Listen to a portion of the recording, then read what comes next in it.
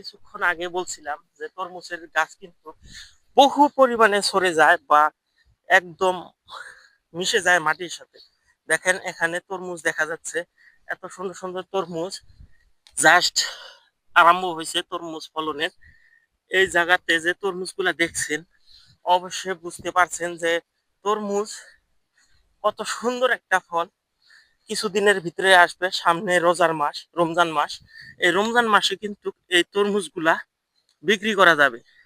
আর ওই জায়গাটা যদিও আপনার তরমুজ গাছগুলা দেখা যায় নাই, এখানে দেখেন তরমুজের ফলও সুন্দর ফল আসছে।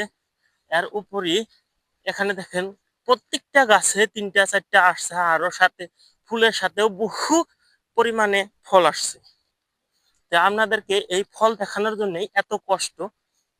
দেখেন চারোদিকে খালি ফল আর ফল। এখানে কিন্তু গাছগুলার চেহারাও সুন্দর, গাছগুলাও একদম সুন্দর ভাবে ছড়ে উঠছে। এই দেখেন প্রত্যেকটা গাছে আপনার ফল আসছে। তো বন্ধুরা, তরমুজ ক্ষেত কেমন লাগলো অবশ্যই কমেন্ট করে জানাবেন। তরমুজ তরমুজ গাছগুলা কি সুন্দর হয়েছে, কিন্তু এখনো এর চেহারাটা ভালো হয় নাই, কারণ এখানে পানির খুব প্রয়োজন। দেখেন এই জায়গাটাতে একটা তরমুজ ফলছে, আমি এই তরমুজটা আমি আপনাদেরকে দেখাই। দেখেন একদম ছোট্ট গাছে কিভাবে তরমুজ ফলন হয়েছে, দেখছেন এত সুন্দর একটা তরমুজ দেখা যাচ্ছে।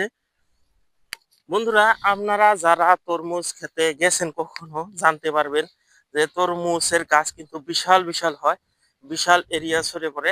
কিন্তু এই জায়গাতে তেমন কিছু হয় নাই, সবে এখানে আরম্ভ হয়েছে। এই গাছগুলার চেহারা দেখেন, এখন মোটামুটি 15-20 দিনের ভিতরে এখানে একদম গাছ ছড়ে পড়বে, ঢলে পড়বে, এত তরমুজে তরমুজ দেখা যাবে। কিন্তু বর্তমানে যদিও আমি ওই রকম একটা আপনাদেরকে তরমুজ দেখাতে পারবো না, কারণ সবে গাছটা রোপণ করা হয়েছে। এই ক্ষেতে কিন্তু বেশি টাকার খরচ হয় নাই, অল্প টাকার বীজ, বীজের যদিও দামটা অল্প বেশি হয়।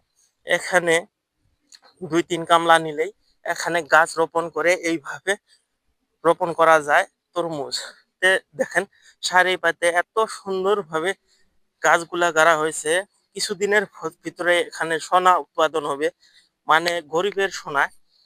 এত সুন্দর ভাবে যদি কেউ রোপণ করে, আপনারা কি একটা লাইক দিবেন না? অবশ্যই দেবেন, কারণ এত সুন্দর ভাবে ভিডিও বানাচ্ছি আর এত সুন্দর সোনাগুলা এইভাবে দেখা যাচ্ছে, এত সুন্দর লাগে।